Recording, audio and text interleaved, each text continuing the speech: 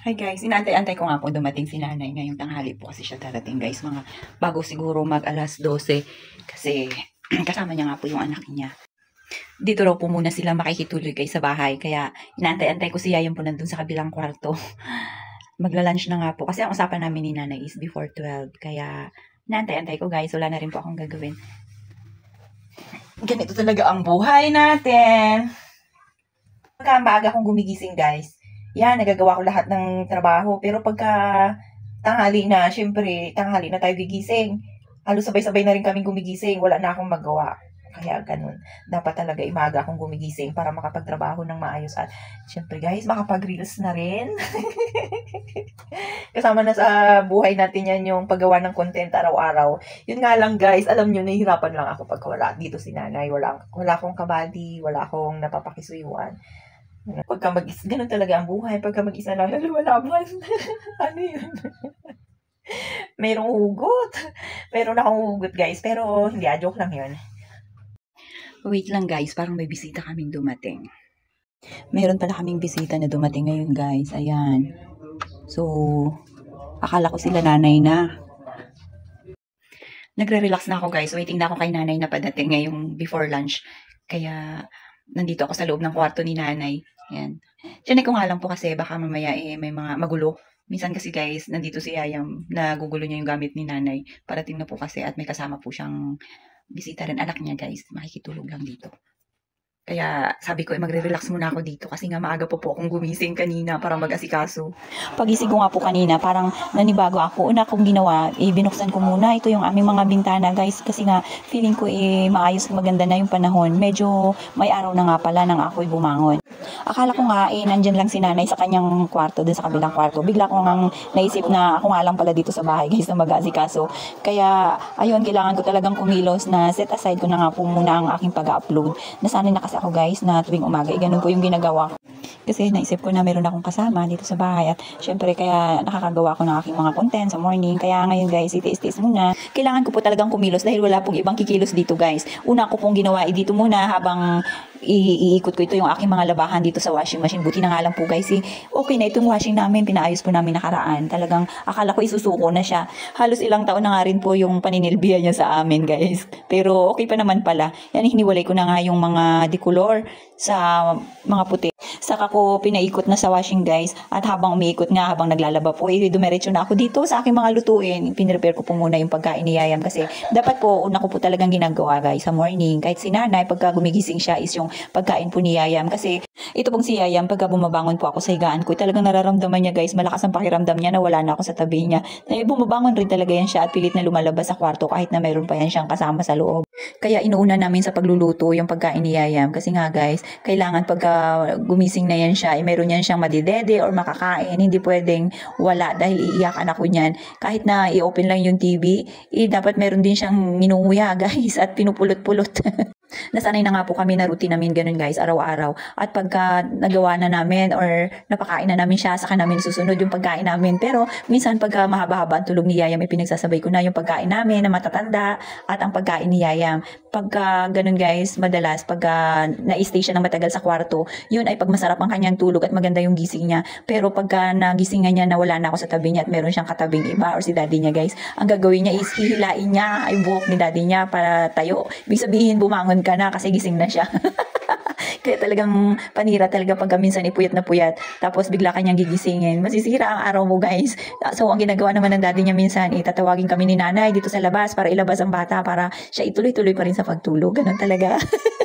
Nilabas ko na nga po, ito yung naka-frozen namin na chicken sa ref. Inuna ko nga pong lulutuin. Ito yung tinola para sa bulinggit. Hindi na nga po ako naglugaw kasi nga parang nakakasawa na rin guys na halos araw-araw nagluluto. Yun po yung niluluto ni nanay. Pero pagka minsan na mayroon naman kaming ulam na may sabaw sa morning, hindi ko na pinaluluto. Hindi na ako nagpapaluto kay nanay ng lugaw guys para maiba naman sa aming bulinggit. Pero alam nyo guys, si Yayam, hindi siya mahilig sa arroz caldo na bili lang sa labas. Kasi dapat ang nakasanayan niya kasing kainin is yung matabang lang, hindi siya talagang puro paminta. Kasi ganun po, di ba, pagka bumibili tayo ng arroz caldo sa labas, ganun. Kasi nga, syempre, pangmasa.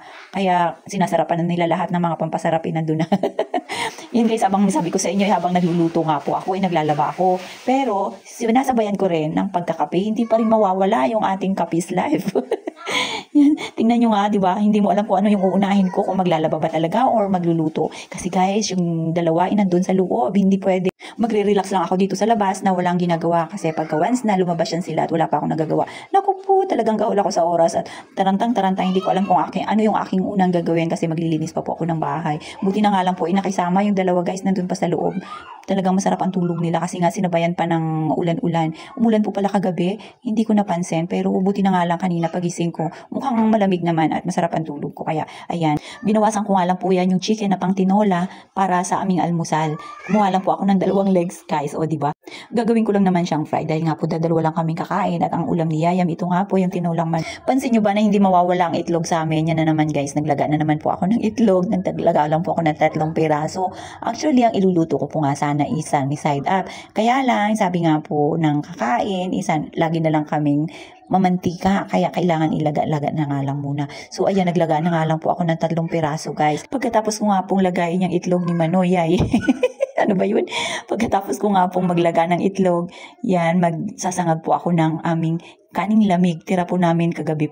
Pero bago ang lahat, malapit na pong maluto. Ito yung aming tinola, kaya inilagay ko na rin po yung talbos ng sili para sa aming tinola guys, para makakain na rin si Yayam. Yan, nilagay ko na nga po yung aming kaning lamig, pero hindi ko nga po yan nilagyan ng mantika dahil nga po takot na sa mantika ang kakain. Alam nyo na, si Big Boss yun guys. Yan, kumukulo-kulo na yung aking tinola, kaya pinrepare ko na yung pagkain ni Yayam para lumamig. Nandun sila guys sa loob ng bahay kasi nakalak po ito dito ako ngayon sa kusina at siyempre, habang nagluluto ako, naglalaba ako. Kaya, pinrepare ko na para lumamig. Kasi mamaya konti, ipapasok ko na ito yung aking mga niluto. Luto na nga rin po pala yung aking nilutong sinangag na kanin. So, ayan guys, yung kanin na walang mantika. Yan guys ha, sinangag ko lang sa bawang kanina. Isusunod ko nga pong lutuin ito yung aking drumstick kanina na minarinate ko saglit. Siguro, wala namang 2 oras yan guys na nakamarinate. Binudburan ko lang siya konti ng original crispy fry para masarap. Pero hindi naman yan siya maanghang. Yan, habang mainit na nga ito yung aking mantika. Nilubog ko na nga po ito yung aking chicken na minarinate kanina para sa ating almusal. Mabilis lang to guys. Good for 2 person lang po ito. Kasi kung magluluto pa ako ng sobra-sobra, walang kakain. At didiretso lang na naman yan sa ref. So, abutin pa ng ilang araw bago makakain ulit. Yan, inikot-ikot ko na nga habang ang aking mga labahin malapit na rin matapos. Nakapag-dryer na nga po ako kanina. Kaya sinunod ko na ito guys. Kasi nga si Yayam igising na rin po at nagdedede na nga lang doon sa loob. Alam nyo guys, parang nag-crave din ako dito sa daing. Binabad ko nga lang po yan ng napakatagal ng siguro 5 years. 5 years siya nakababa doon sa planggana. Kaya sinunod ko ng iprito para makakain na rin kami. Kanina pa ako gutom na gutom guys. Kagabi nga pala hindi rin ako nakain ng aming hapunan. Pero syempre hindi mawawala ang merienda sa hapon. Kaya hindi na rin talaga ako kumain ng hapunan kagabi guys. At ito na nga po, kakain na nga po kami. Nakaready na po pati ang aming pang-imagas. Kaya hindi ako papayag na hindi ako kakain guys na hindi busog na busog. Sa dami ba naman ang aking ginagawa, kailangan magpakabusog para may laban tayo. Sa totoo lang, masama po talaga ang pakiramdam ko. Medyo inuubo-ubo nga po ako. Ilang araw na nga rin po talaga na panay-panay ang ulan. Tapos hindi mo maintindihan minsan biglang iinit, ganun. Kaya hindi ko na rin alam ang gagawin ko guys. Minsan natutuyuan ako ng pawis. Kaya masama po talaga yung pakiramdam ko. Nakikita ko nga yung itsura ko. Para sabi ko pumapayat po yata ako. Minsan naisip ko rin hindi nga po talaga ako nakakain pagdating ng hapon. Pagka umuwi po ako ng bahay, galing ng office, nakakatulog na nga lang po.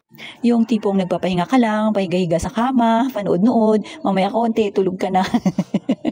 Na-experience nyo rin ba yun? Yung mga working mom dyan. Diba? Pero yung iba talagang kailangan obligado na kumilos. Bawal yung pahiga-higa. Lalo pa pagka may mga anak na umaasa na kailangan yung makakain bago matulog, mag-asikaso. Habang pailahilata nga po itong mag-ama sa kama, biglang dumating naman yung kanilang mga bisita. Good luck na lang.